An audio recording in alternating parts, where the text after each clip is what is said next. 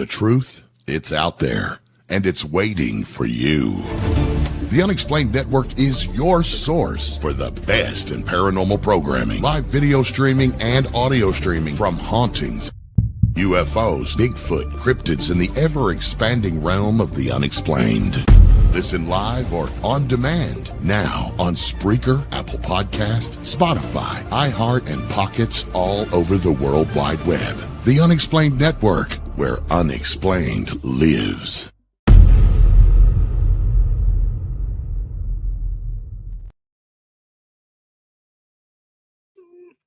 Welcome to Unex News. I'm your host, Margie K, and we are here every Friday night at 6 p.m.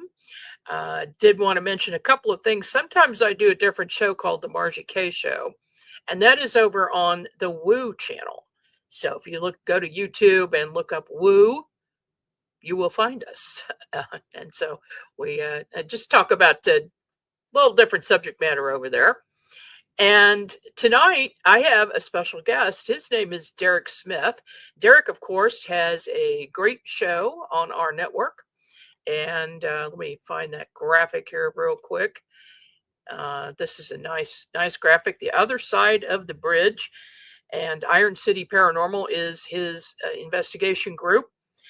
And he and Dan Metelsky do that show, which is great. He's also an author. We've published a couple of books so far, but he's got more in the works. And Derrick is a long-time, very experienced paranormal investigator. So we're going to be talking about his books and some of his investigations and his show and a lot of good things. So welcome to the program, Derrick. Hey, thank you for having me. Oh, thank you so much. It's been a while since I've had you on the show. And I know you've always got a lot going on and just very interesting cases. And so I guess let's just start with, I know you've had personal experiences because we've talked about that before, but on any of your cases that you've investigated in the past year or two, have you run across anything that you were affected by? Well, for starters, yes, you're right. There's always a lot going on. Always something new in the works. But as far as investigations that have affected me personally, there have been a few, and they're actually for the better. We've been doing some smaller, lesser known locations, some private residences, things that can help people more than just supply evidence. And during some of those moments, there was one here in Brentwood, PA, close to Pittsburg, where we found out that these two people thought that they had something going on. Some old homeowner stuck there for some reason, even trying to scare them out. When we really started to dig in and the activity really picked up, we found out mid-conversation that it was actually a relative of theirs that was watching over them. Originally, they said that they wanted us to cleanse as well, which we do. You know, we'll go in sometimes and just do cleansings rather than investigations. I'm very glad that we did both this time. So once they found that out, they were like, "Oh no, there's no reason and sending them packing because they're there to watch over them, protect them." And that hit home, because it was extremely helpful for them. It kind of settled their minds to allow them to know that there was somebody there that was actually for the best, rather than trying to scare them and run them off.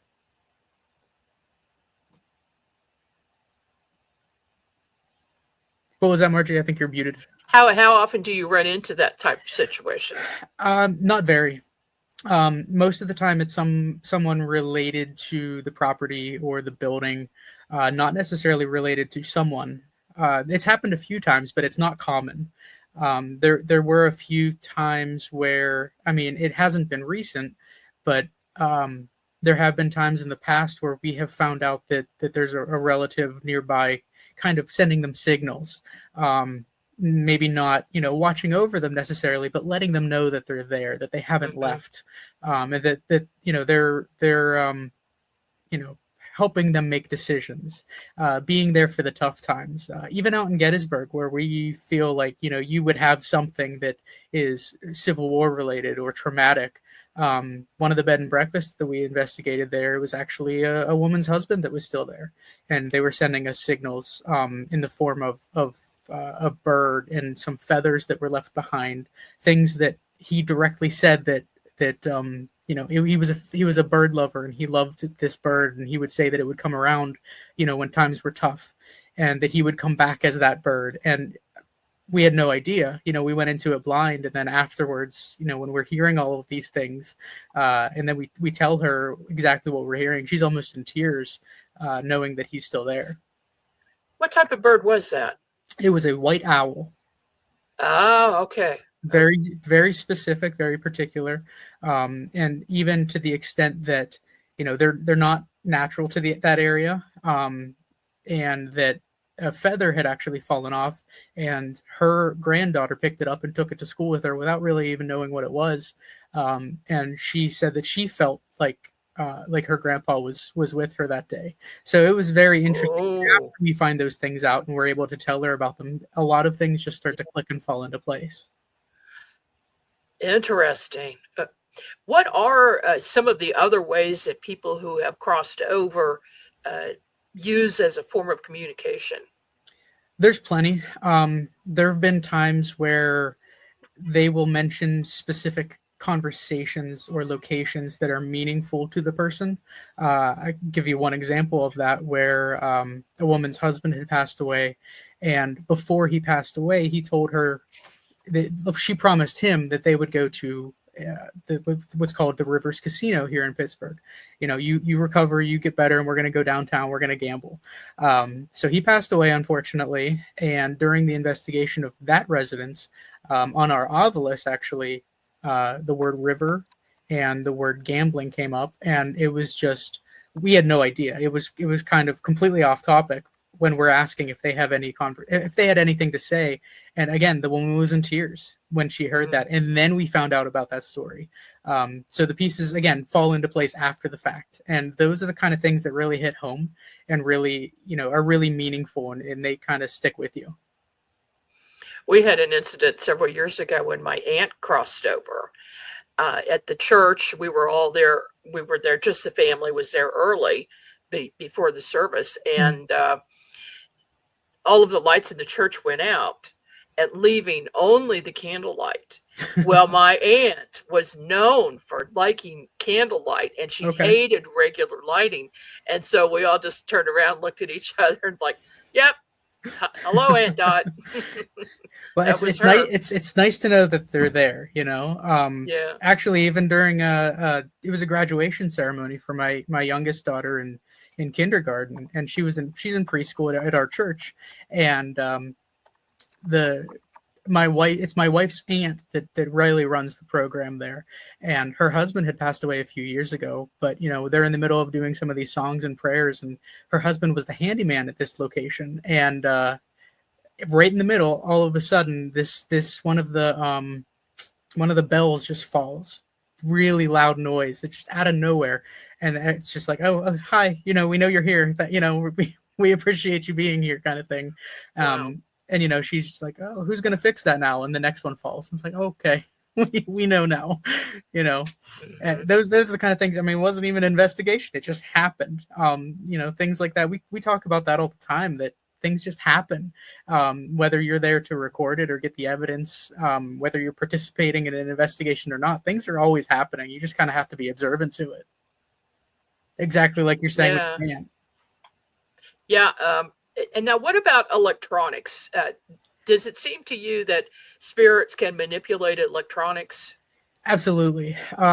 Most of the time, it doesn't seem like they're really manipulating them for the purpose of communicating.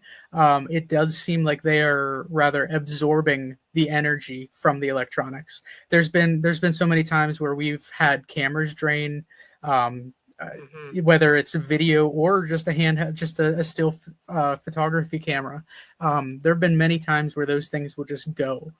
We even have battery backups that will attach with a hard wire, so some of the cameras don't go. and those things are heavy duty. They'll last 8 to 10 hours, and there have been times where those will just straight up drain. As soon as that drains, something happens. It's almost a guarantee. It's kind of a flag for us, like, all right, pay attention, something's going to happen. Yeah. A lot of the time when the batteries do drain on those things, outside of a recorder that runs off of like a battery, an actual Duracell kind of battery, there's nothing else running at the time. We don't get anything on video at that point. We can't take a picture because all that's drained. And you can maybe hear something. More than likely it's us reacting to it. But what we've realized is those experiences are so much more worthwhile than the evidence is. While the evidence is important and we love to get amazing things, if we're there in the moment and we're experiencing it, that's really 3/4 of the battle of what we do. Derrick, one of the biggest controversial subjects that we have discussed, among paranormal enthusiasts and investigators is orbs.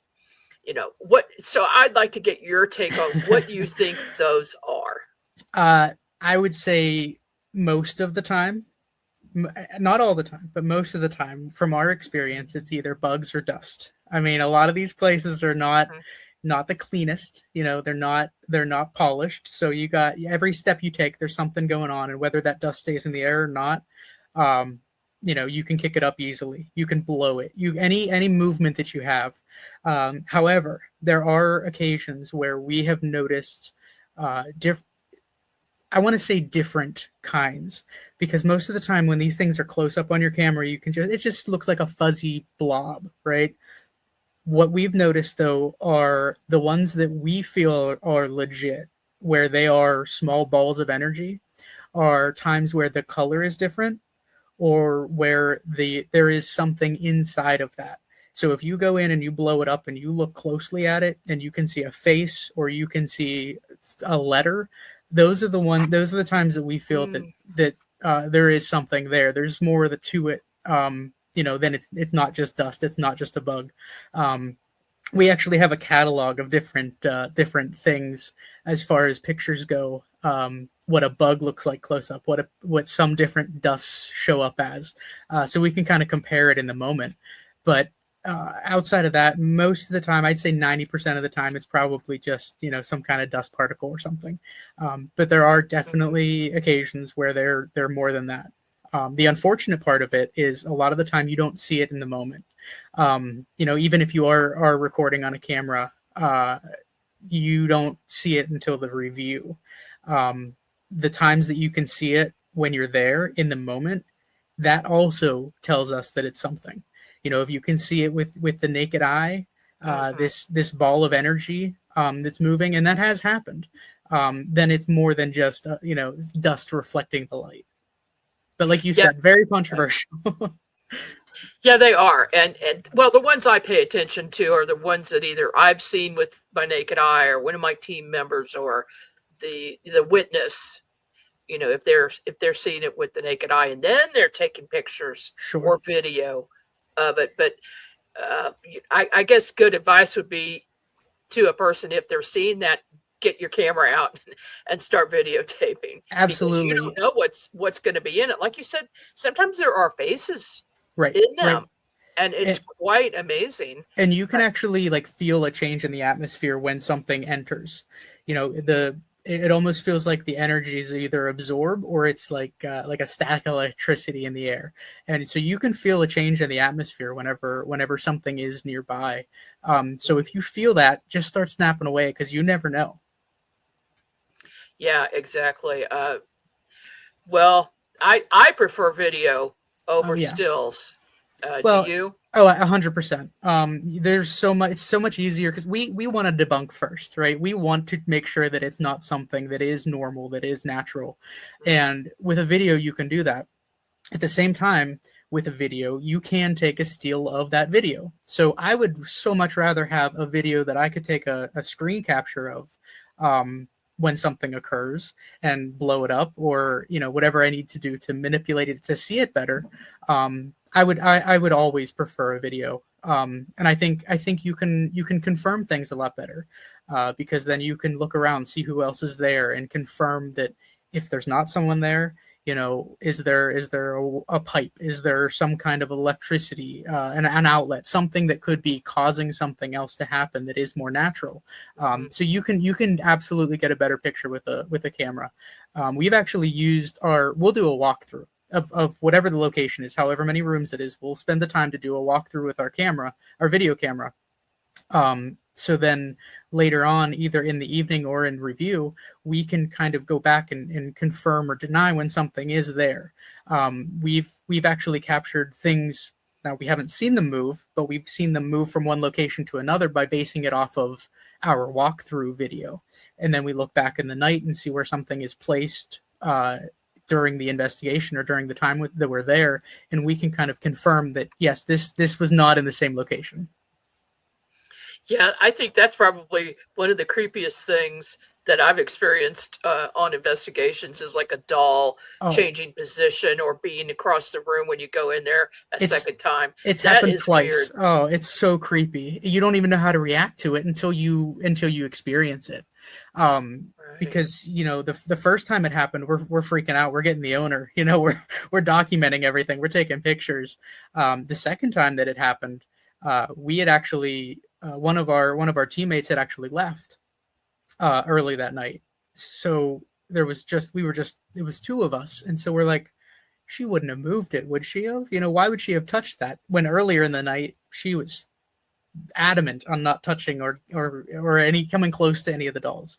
So we're on the phone with her confirming things. We're looking back through our walkthrough video to make sure that it wasn't in a different location. And there's no real explanation for it. And whenever it comes to something like that, unless you're seeing it in the moment, you kind of just have to leave it as unexplained, because there was no camera on it to actually watch the thing walk across a room. But when it goes from one location to another, it's like, how do you tell me how that happens? We are still at a loss for it. And like I said, it happened twice to us, and we're floored each time. Well, I think also one of the strangest things is objects that become haunted, where a spirit attaches itself to an object. I mean, I had 2 rocking chairs that were haunted once, and then of course several dolls. Why do you think that occurs? Oh, I think there's so many different reasons. I mean, it could be something that was meaningful in life. It could be something that they were related to.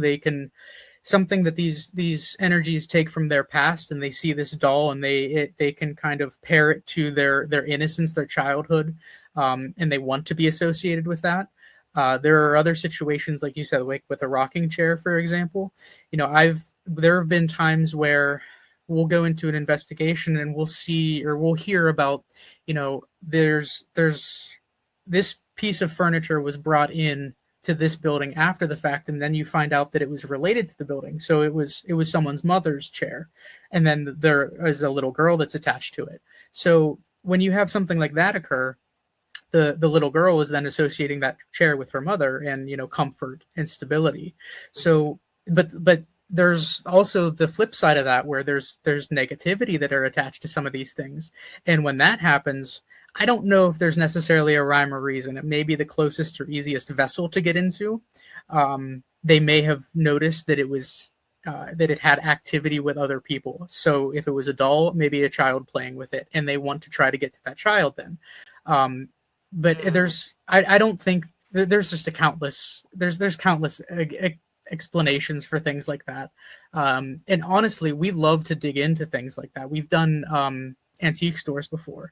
We've done just some bed and breakfasts that are eclectic, where they collect things and there's artwork all over the place. We actually just contacted a location here in Pittsburgh. It's called Trundle Manor, where they have just an odd array of things. Some things are occult-like, and we love to go into those places and try to pinpoint certain things. Which object might have something associated with it. It's hard, I'll tell you that, because there's a lot of stuff in those locations. Oh yeah. Wall to wall, ceiling to ceiling. It's floor to ceiling, I should say. And it's just it's difficult to kind of pinpoint some things. But when you do, it's a game changer. you can feel it change, and then all of a sudden, if you pinpoint these items, again, for better or worse, Mhm. you can sense that they're, you've now associated them to this item, and you've actually called them out on it, and now there's more activity from it. So it takes time. It takes a lot of time to figure these things out, and usually some site visits prior to the investigation to get a good feel for it. Bringing our mediums or sensitives along to try to pinpoint what spot might be hotter, or they're drawn to. So that helps too. Prior to an investigation, instead of going in completely blind. But man, there's so many different objects, and there's so many different reasons we found out that these items can be haunted. I mean, we've even done a haunted museum before. So, with that, going into it, everything has something associated with it, which probably makes it harder, honestly. Oh, right. Yeah, it's bad when everything is haunted. Exactly. Then how do you pinpoint one? Well, let's say you go into a place and they think there's one or two objects that are haunted. What types of equipment would you use in order to pinpoint things down? We would start small. We would start with things like K2 meters, REM pods, cat balls, music boxes, anything that might kind of give them a sense that they can come forward and they can let us know of their presence. Usually, when people know or think that an item is haunted, it's typically in some kind of case. They set it aside, or they set it up somewhere, so we can actually put the device either inside that case or close to it. That way, we can actually confirm that something is around, something is there. Having recorders and video cameras running pretty much all the time. As soon as you step in there, you just got it going just in case. From there, if we get some activity with it, we will then either proceed slowly with just some EVPs and open communication, explaining that we're just there to talk to them. We want to know who's there. We want to know why they're there. Things like that. So we don't seem like we're there to push them or force them along.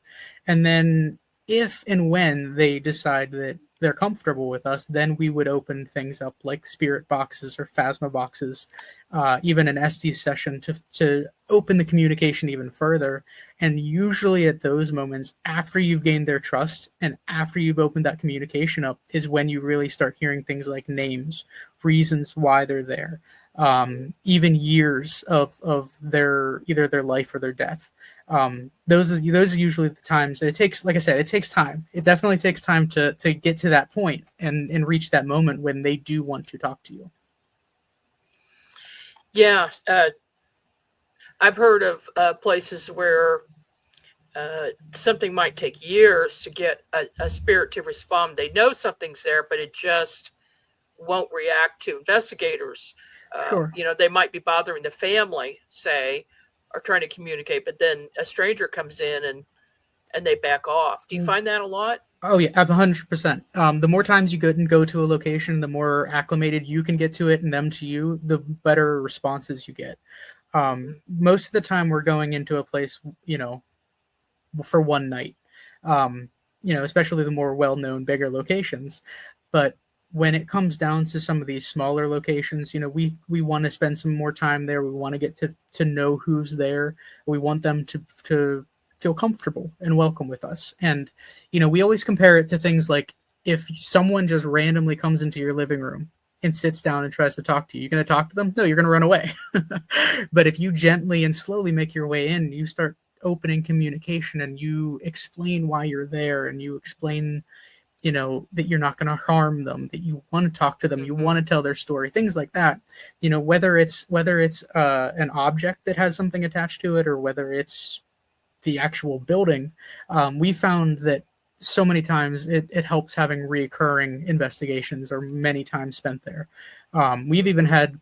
We've had times where we'll spend a weekend at places, and the first night we'll get nothing, absolutely nothing, and we'll get bummed out, or we'll get we're all excited for it, and then nothing happens. So we will take the approach of just settling in, having some conversation, having some food, just being there, being in the place, so they can kind of realize, hey, they're normal people. We're not pushing, we're not forcing, and then the next night it's a completely different scenario. Yeah, that makes a lot of sense. All right, well, we are up on a very short break, and we'll be back right after this.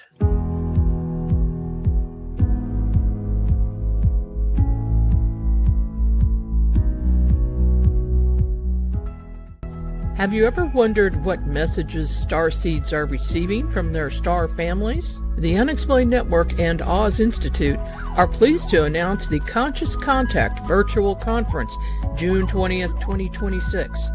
Join us to hear messages from the Pleiadians, Arcturians, Venusians, and more with Lily Nova, Isha Patel, Dr. Raymond Keller, April Cordner, and Margie K.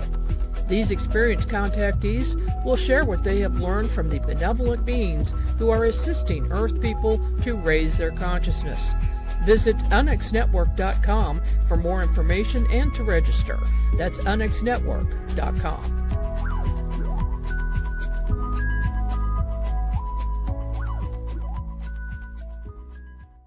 Unex Media is pleased to offer 2 books by Dr. Gregory Rogers, former NASA flight surgeon. Impact is an account of the Space Shuttle program in 1992 and the tragedy that occurred even after NASA management had been warned about the damage to the thermal protection system. And in We Got It From Them, Dr. Rogers explains how humanity received ET technology. Both books are receiving much attention by the media. Visit unxmedia.com, that's unxmedia.com for more information, or go to amazon.com to purchase your copies today. Behind every ghost story and creature feature lies a far more terrifying truth. The real monsters wear human faces. In the chilling book, All Monsters Are Human, from Derrick Smith, 10 Twisted Tales expose the darkest parts of the human soul. From killers hiding in plain sight to obsessions turned deadly. Each story invites you to step into a shadowed world where morality unravels, and the only thing more terrifying than what lurks in the dark is who. These aren't just horror stories. They're reflections of ourselves, showing what happens when fear, rage, guilt, and desire take control. Visit unxmedia.com for more information on All Monsters Are Human from Derrick Smith.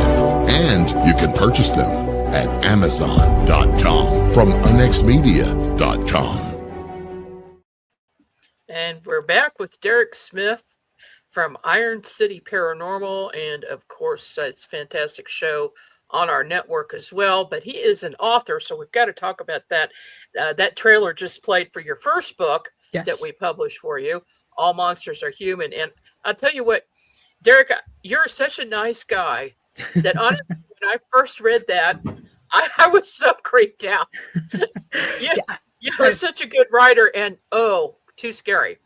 I mean, I take inspiration from a little bit of everywhere, real life experiences to where my mind wanders during some of these investigations. And, this is such a good way for me to get my stories out there on paper. So like you said, it's kind of the exact opposite of how I'm perceived and seen.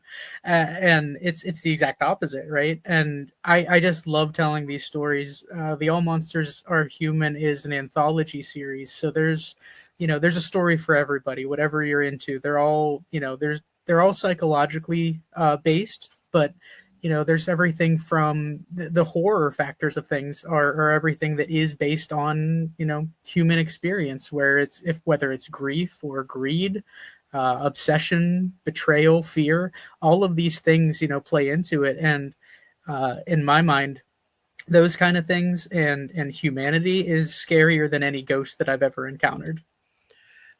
Yeah. Not to give away what's in the book, but if you like horror stories, do get that book. And then also this latest one, Real Fear, REEL Fear. Tell us a little bit about that one. Yeah, so this one has been one of those pet projects of mine for a while, really ever since I started investigating. Because during these investigations, and whether it's conventions or public investigations, any of these things, you always run across people that you may not trust right off the bat. So I put that into play here. On top of that, the ghost shows that you see on TV, you come to realize that they're not as legit as you might think they are. Not Right. necessarily saying that they don't capture anything, but you have to condense an 8 to 10 hour, sometimes weekend investigation into a half-hour show, and there's really only one way to do that, and that's just to take the little bits and pieces.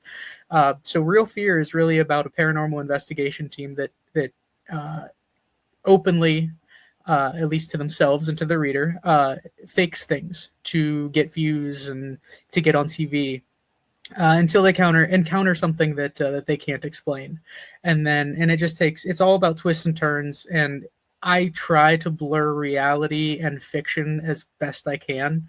Like I said, there's so many times. I mean, we've gone into investigations before where we've been told about cryptids being in the area as well that we're not expecting.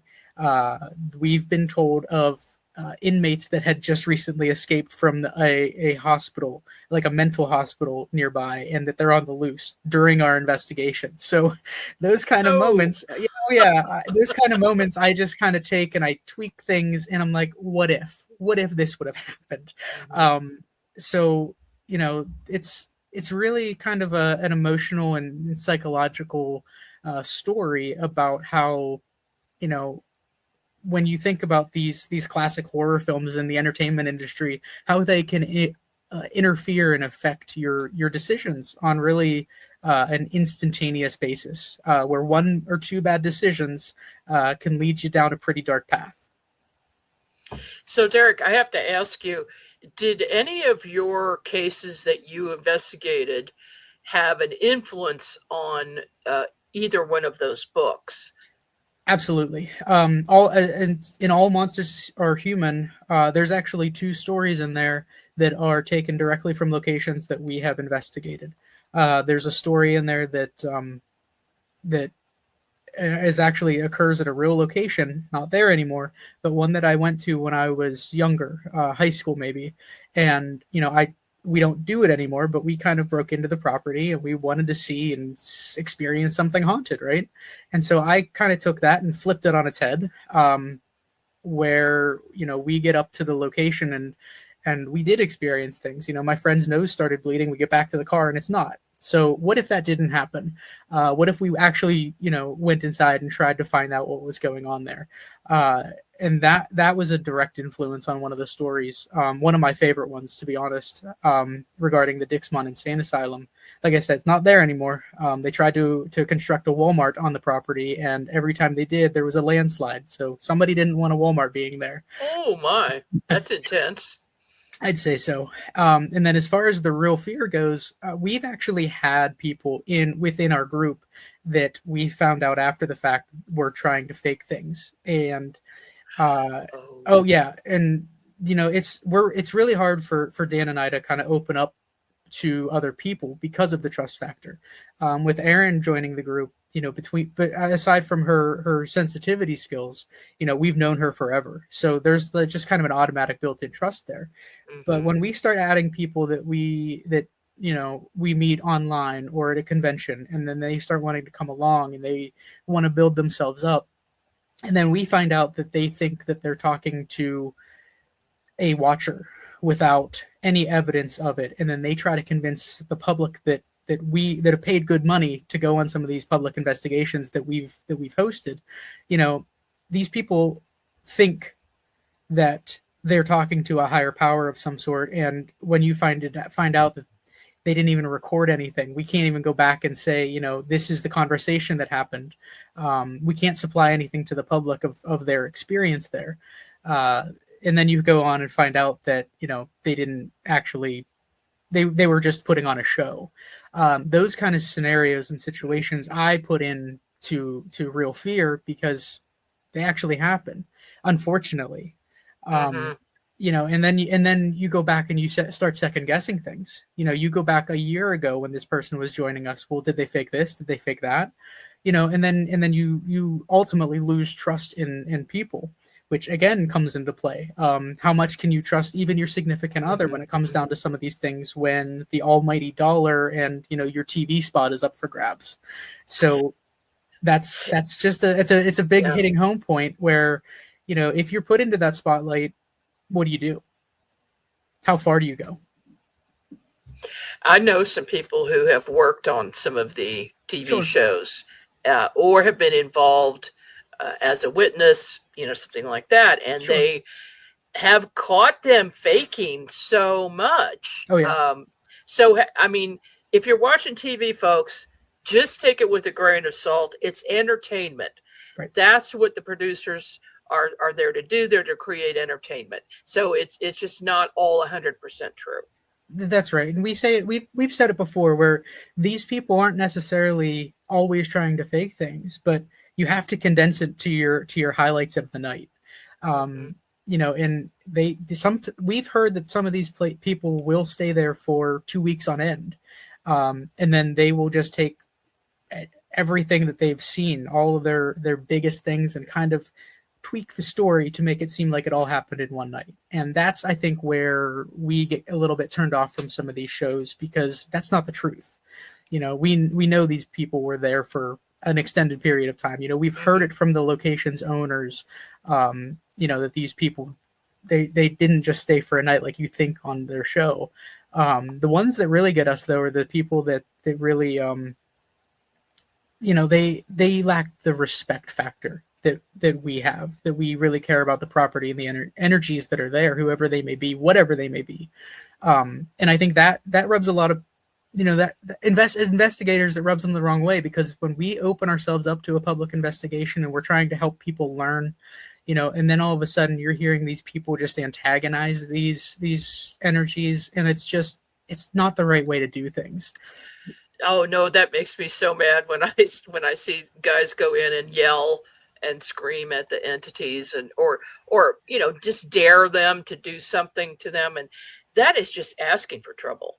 Well, and it's just it is 100%. It is. And I've pushed the boundaries a little bit there by doing things that I've said I wasn't going to do, whether it's calling somebody out by name or just not leaving whenever I'm asked to. Lessons learned, obviously. But you have these people who will go into it watching someone like Zach Baggins, you're going to throw yourself at them, and you're going to lose all respect for the group, even not just that one person, but everybody there is now possibly in danger.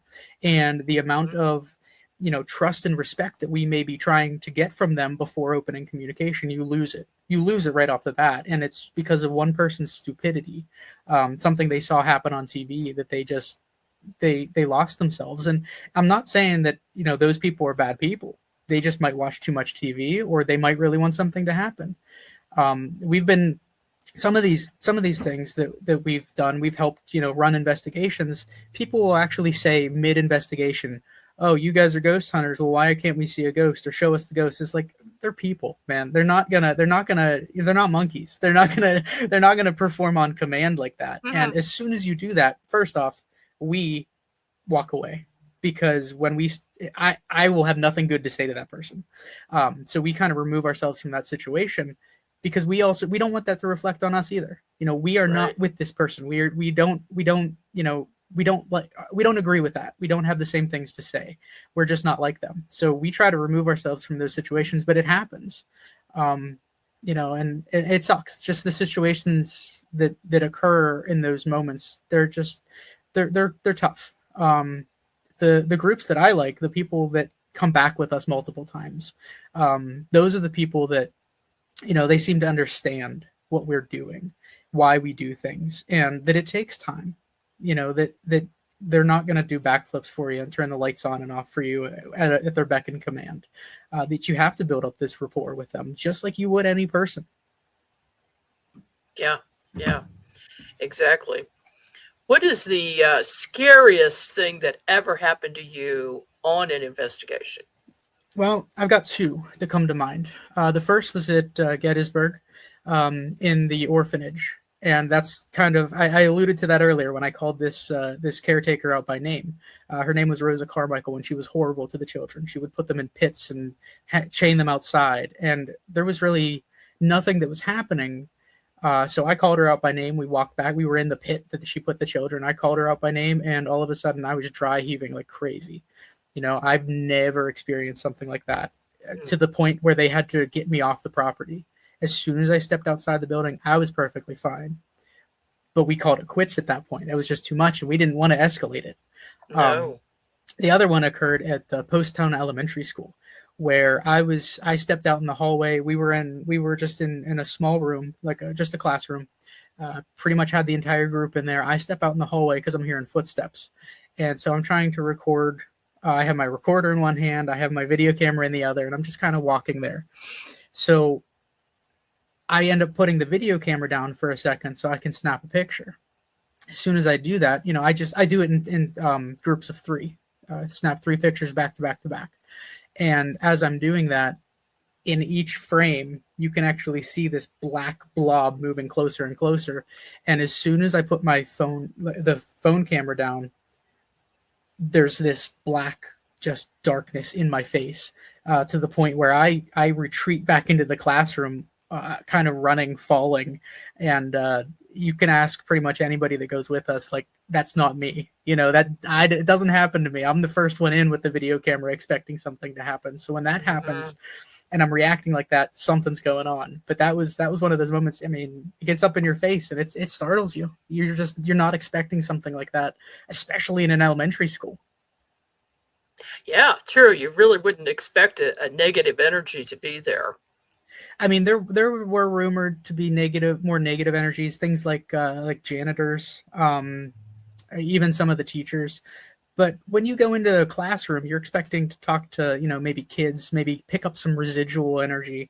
Not once did I ever hear about some shadow figure running at people. You know, it wasn't on my bingo card that night. So it definitely threw me off. Did you ever have a negative entity follow you home? So it's hard to say. I've had weird things happen, especially early on when I was, I don't want to say I was collecting things, but, you know, if I was gifted something from a haunted site, I would take it home and just kind of toss it, put it in my closet and kind of, you know, display them all together. And they were really nice things for, you know, we could take to conventions. But so I can't say if it was one thing or another, but early on when we started doing shows like this, like podcasts, where people would just, you know, reach out and say, hey, you're a ghost hunter, could we talk to you around Halloween time? We were on a show at one point, and we were talking about the Hat Man, and we actually went back and we had a few pictures from different locations that appeared to be the same entity. Whether it was a Hat Man or not, we don't know, but it appeared to be the exact same look, almost like a skeletal figure. And it seemed to be, because I used to take these items with us on investigations too. Like I would put them in my backpack and I would have them all there. So it seemed to me that maybe something attached to something. Like I said, I don't know what. But during one of those early on podcasts, as we were discussing this man and showing these pictures, my computer caught on fire. The cord out of nowhere, it snapped, and it was a little poof, and it was fire. I mean, I lost connection, and I'm freaking out. I'm like, I don't want this thing to spread throughout my house. Wow. Needless to say, I don't have any of those things near me anymore. I mean, we even owned a Dybbuk box, so it could have been that it was associated with. But I've never actually felt any negativity come home with me. I felt negativity places. Even outside places. So we'll do a blessing after and sage just in case.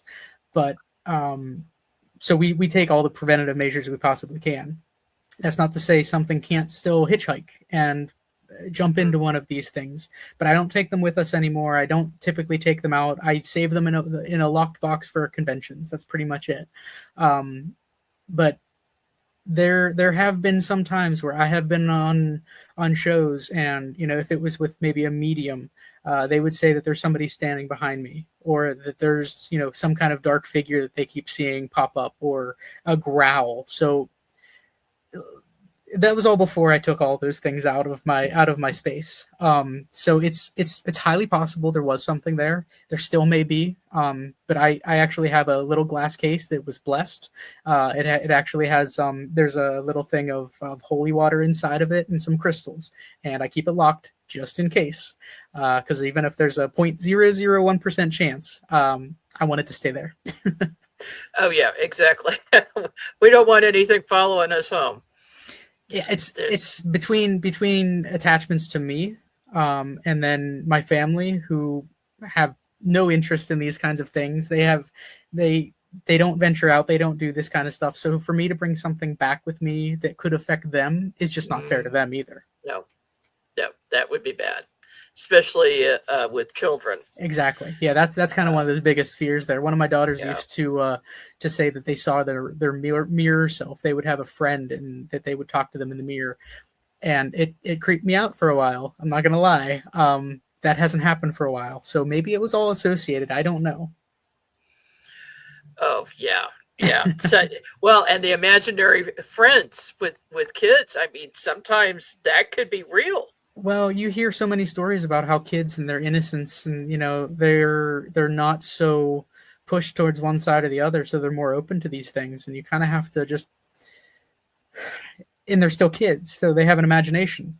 So you kind of have to take it with a grain of salt, but at the same time, with the background that I have, with all of these investigations we do, with all the private residences that do have things happen to them and their entire family, I do try. I do have a wall built up on some of those occasions where I don't want to necessarily shun them from exploring their imagination, but I also don't want to pursue it too much either.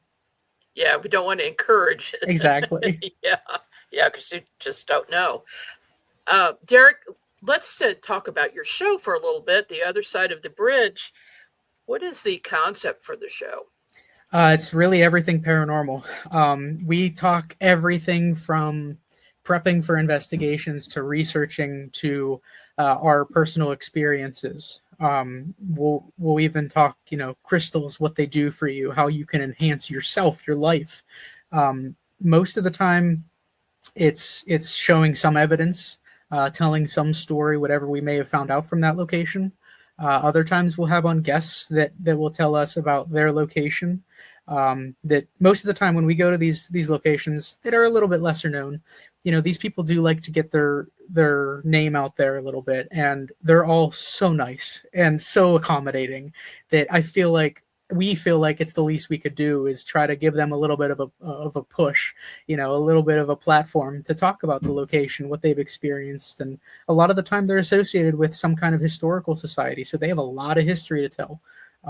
And so we'll touch on a little bit of everything. I know coming up, we're kind of prepping and preparing for the next episode here. We're going to be talking about things like local lore and stories that kind of got to us when we were younger. Everything from the Mothman to the Green Man around here.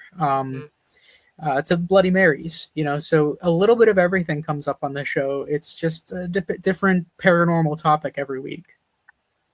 Yes, and it is a very interesting show, and I like that you bring up different topics. Each time it's not just the same thing repeated over and over again. We fell into that trap early on, but we kind of changed the format to more of an open discussion, where we'll show some things, talk about some things, but then we just kind of open it up to talk and to, from a paranormal perspective, it can just go on and on. There's never enough time in an episode to talk about everything that you want, but it's always a blast. We always have a good time doing it. And we love the interaction with people, the comments, whenever they'll even message us after the fact and talk about some of the things. We try to keep it lighthearted. We do joke about things, but we also think that carries over into the investigations themselves, where so many people go into these things so serious. We just go into it as us, and that's how we like to take our show as well. It's just us talking paranormal, and we try to keep it lighthearted, but we respect the mood when it does change. But there's just so many different ins and outs of the paranormal that you can just go on, and I feel like we touch on everything, and that's what we want to do. That's the idea of the industry, right? It can be anything. Oh yeah, paranormal is a broad subject. Absolutely, 100%. It covers so much, from UFOs to cryptids to haunted sites and everything in between. If it's what is the most haunted place you have ever investigated? That's tough. I would say probably Moundsville State Penitentiary. Definitely one of the more well-known ones that we've done. It's on a lot of TV shows. There's so much history to it. But it felt like everywhere you turned, something was happening. Whether it was hearing some odd footsteps or whispers to actually seeing shadows. Even to people experiencing things where they felt like they weren't themselves anymore, like they were being channeled by something, changing the atmosphere completely. It didn't matter what it was. Something was always happening. And that was, I think that's the only location that I can say that about. There's when we go into these places, we have a safe space, we call it, where we have the lights on, we have all of our equipment, some snacks, some place that you can kind of take the edge off a little bit when things get too intense. A place like this, that doesn't exist. The only way that you can get that break is if you leave the building, you get out of the property, because as soon as you step foot on that site, man, it's heavy. And it continued that way all throughout the night until we left. And they wanted to talk. They were active, and it was one of those memorable ones. Like I said, a lot of places have covered it. It's on a lot of shows, and there's a reason for that.